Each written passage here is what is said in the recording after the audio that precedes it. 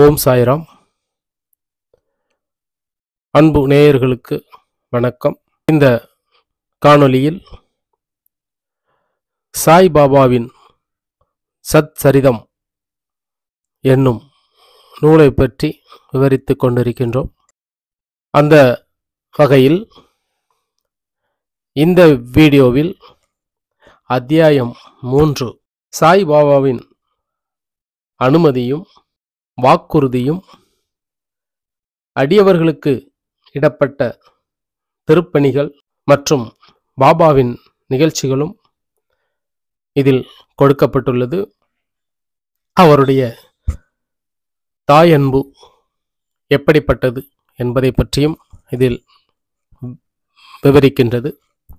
முந்தைய அத்தியாயத்தில் விளக்கப்பட்டபடி சாய்பாபா தமது பூரண சம்மதத்தை தெரிவித்து இந்த நூலை எழுதுவதற்காக அவர் கூறிய நிகழ்ச்சி, சத் சரிதம் எழுதுவதை பற்றி நான் உம்முடன் முழுமையாக சம்மதிக்கிறேன் என்று இந்த நூலின் ஆசிரியர் ஹேமத் பந்த் அவர்களிடம் சாய்பாபா சம்மதம் தெரிவிக்கின்றார்.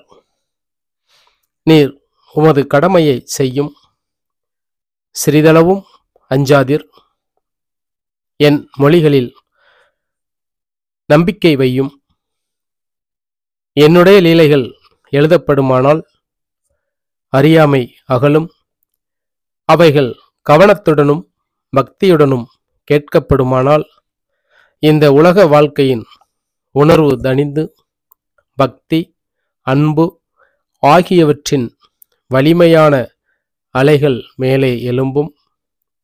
என்னுடைய லீலைகளின் ஆழத்தில் ஒருவன் மூழ்குவானால் அவன் ஞானம் என்னும் விலைமதிப்பில்லாத முத்துக்களை எடுப்பான் என்று அமுத மொழிகளை தெரிவிக்கின்றார். இதை கேட்டு இந்த நூலின் ஆசிரியர் ஹேமத் பந்த் மிக்க மகிழ்ச்சி அடைந்தார். தன்னம்பிக்கை உடையவராகவும் பயமற்றவராகவும் தன்னை தயார்படுத்திக் கொண்டார். இப்பணி வெற்றிகரமாக நிறைவேறியே தீர வேண்டும் என்றும் எண்ணிக்கொண்டார். பிறகு சாமாவிடம் பாபா கூறியதாவது: ஒருவர் என் நாமத்தை அன்புடன் உச்சரிப்பாராயில் நான் அவருடைய ஆசைகளை பூர்த்தி செய்து அவர்களுடைய பக்தியை அதிகப்படுத்துவேன். என் வாழ்க்கையையும் செயல்களையும் ஊக்கமுடன் இசையாக பாடுவாயின் அவர்களுக்கு முன்னும் பின்னும் எல்லா திக்குகளிலும் நான் சூழ்ந்திருப்பேன். என்னிடம் உள்ளத்தையும் உயிரையும் ஒப்புவித்த அடியவர்கள் இந்த நிகழ்ச்சிகளை கேட்டதும் இயற்கையிலேயே மகிழ்ச்சி எய்துவார்கள். நம்பிக்கையுடன் என் லீலைகளை யாராவது இசைத்தால் அவர்களுக்கு எல்லையற்ற பேரின்பத்தை கொடுத்து என்றும் நிலைத்திருக்கும் திருப்தியை நான் கொடுப்பேன். யார் என்னிடம் பூரண சரணாகதி அடைகின்றார்களோ, யார் என்னை விசுவாசத்துடன் வணங்குகின்றார்களோ, யார் என்னை நினைவில் இருத்தி நிரந்தரமாக தியானம் செய்கின்றார்களோ அவர்களை துன்பத்திலிருந்து விடுவிப்பது எனது சிறப்பு இயல்பாகும்.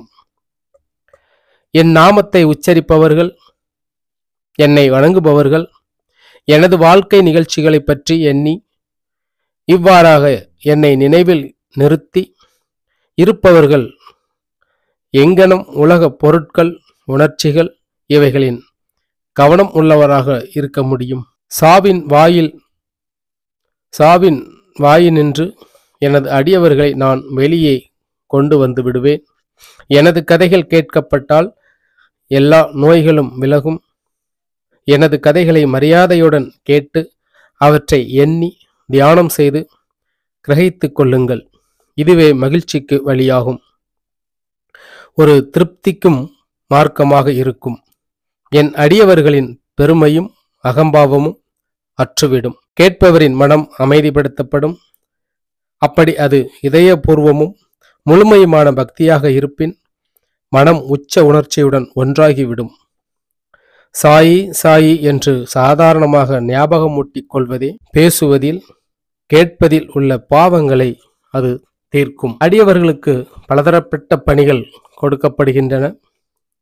ஆண்டவன் வெவ்வேறு பணிகளை வெவ்வேறு அடியவர்களிடம் ஒப்புவிக்கின்றார். சிலர் கோவில், மடம் ஆகியவற்றை கட்டுவதற்கும், சிலர் புண்ணிய தீர்த்தங்களுக்கு படிக்கட்டுகள் அமைப்பதற்கும் நியமிக்கப்படுகின்றார்கள். சிலர் ஆண்டவன் புகழ்பாட நியமிக்கப்படுகின்றார்கள். சிலர் பக்தி யாத்திரைக்கு அனுப்பப்படுகின்றார்கள். ஆனாலும் எனக்கு இந்த சச்சரிதம் எழுதும் வேலையை ஒப்படைக்கப்பட்டுள்ளது. எல்லாம் சிறிது தெரிந்தும் ஒன்றும் தெரியாததும் முழுமையாக தெரியாதவனைப் போல் போன்றும் நான் இப்பணிக்கு கொஞ்சமும் தகுதியுடையவன் அல்ல. பின்னர் ஏன் அத்தகைய கடினமான வேலையை மேற்கொள்ள வேண்டும்? எவரோ சாய்பாபாவின் உண்மை வரலாற்றை எடுத்து ஏம்ப முடியுமா? சாய்பாபாவின் அருள் ஒன்று மட்டுமே இக்கடின வேலையை நிறைவேற்ற ஊக்கமளிக்க முடியும்.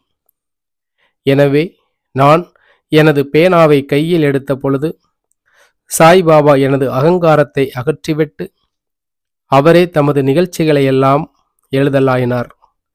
ஆதலால் இந்த நிகழ்ச்சியெல்லாம் விவரிப்பதன் மூலம் இதன் பெருமை எல்லாம் சாயே அடைகின்றது, என்னை அல்ல என்று மிக தாழ்ந்த வணக்கத்துடன் இந்த நூலின் ஆசிரியர் ஹேமத் பந்த் அவர்கள் கூறுகின்றார்கள். பிறப்பில் மறையவனாக இருப்பினும் பார்வை அல்லது காட்சிகள் என்ற 2 கண்கள் தேவை உள்ளவனாக இருந்தேன். எனவே சச்சரிதத்தை எழுதவே இயலாத நிலையில் இருந்தேன். ஆனாலும் ஆண்டவன் அருள் ஊமையை பேச வைக்கின்றது, முடவனை மலையை கடக்கச் செய்கிறது. அவரின் விருப்பப்படி காரியங்களை செயற்படுத்தும் தந்திரத்தை அவர் ஒருவரை அறிந்து கொள்வார். புல்லாங்குழலோ ஹார்மோனியமோ எங்கனம் ஒளியை எழுப்புகிறது என்பதை அறிய முடியாது. இது அவற்றை வாசிப்பவனை சார்ந்தே அமைந்து விடுகிறது. சந்திரகாந்தக்கல் கசிவதும் கடல் பொங்கி எழுவதும் சந்திரோதயம் காரணமாகவே, அவற்றின் தன்மையால் அல்ல என்ற இந்த தகவலுடன் இந்த அத்தியாயத்தின் பகுதியை நாம் நிறைவு செய்யலாம். மற்றும் ஒரு கதையில் நாம் சந்திக்கலாம். ஓம் சாய்ராம். நன்றி.